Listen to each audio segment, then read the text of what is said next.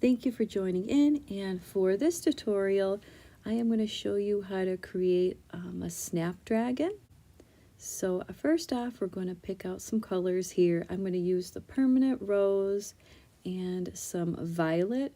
These flowers also come in a wide variety of colors too. But for today we're just going to use the permanent rose and the violet, and if you have a magenta that would be fine as well. And then some olive green for the stems and leaves, and sap green too.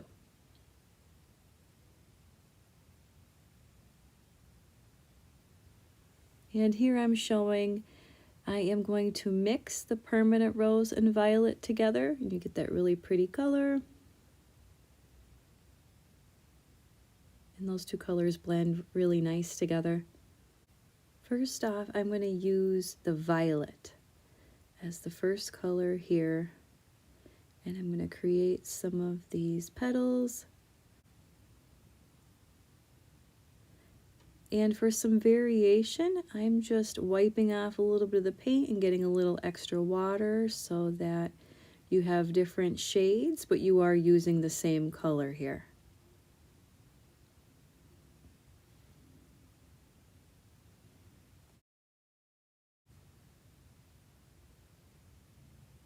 And these flowers are quite long. They are thicker on the bottom, and then it's going to get thinner as we go up to the top.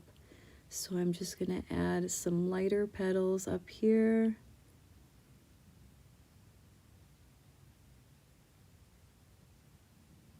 And then we're going to mix in that permanent rose. But remember to save some space because we still have to put on the stem and the leaves and a couple buds.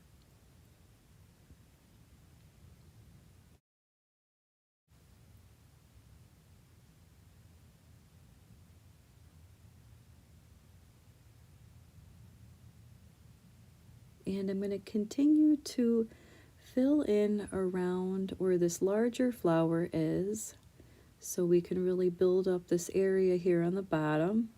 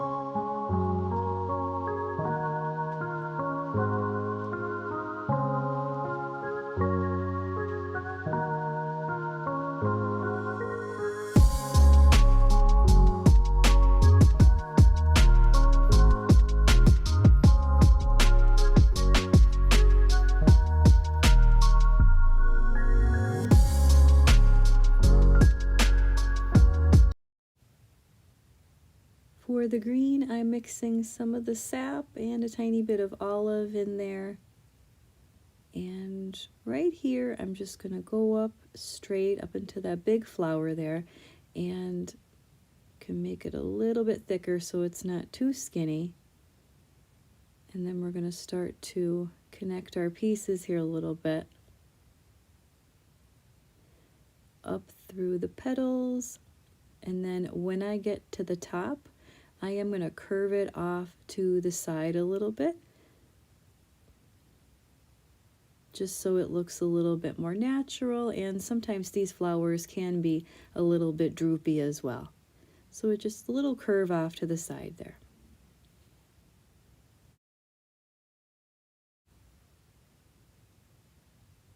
Up here on the top, also we're going to create some of the green buds.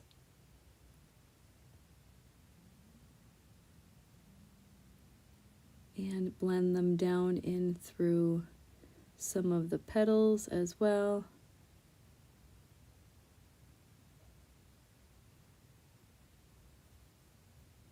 And if you want your green to be a bit brighter, you can add a tiny bit of yellow in. I did with mine here for some variation to brighten it up for spring.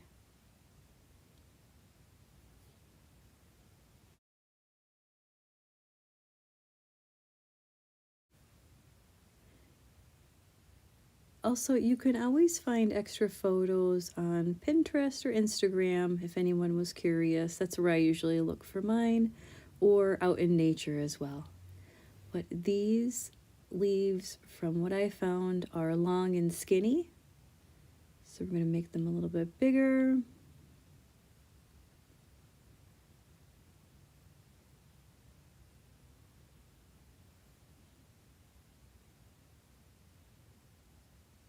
Adding on a second coat there. The first one was a little bit too light.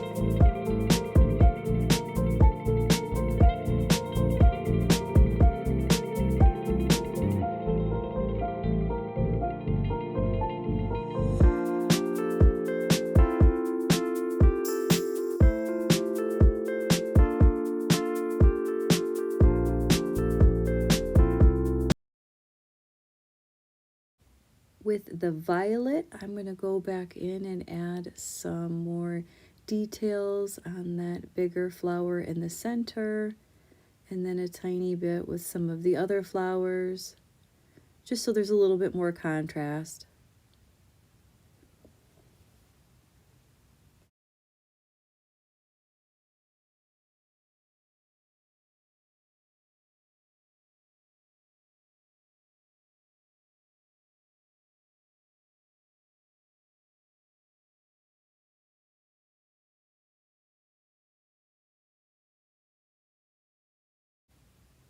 And for a deeper shade of green, you can use a hooker's green, or even like that, what is it, that perline green, whatever deep green that you have. I used my sap and olive, and I just added a tiny bit of the Payne's gray in there to darken it up, and then I'm just going to put some of my dark leaves on.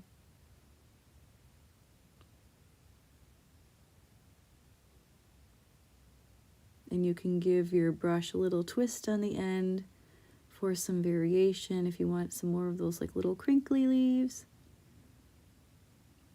Sometimes it just helps your painting to look a little bit more interesting as well. And a tiny bit with the stem.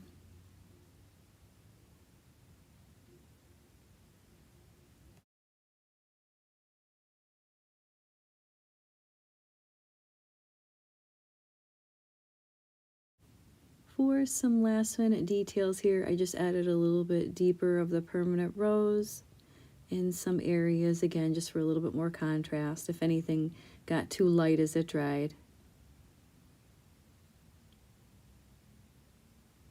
And that is it for today's tutorial. I hope that you did enjoy it and that you've been having a lot of fun with these extra floral tutorials.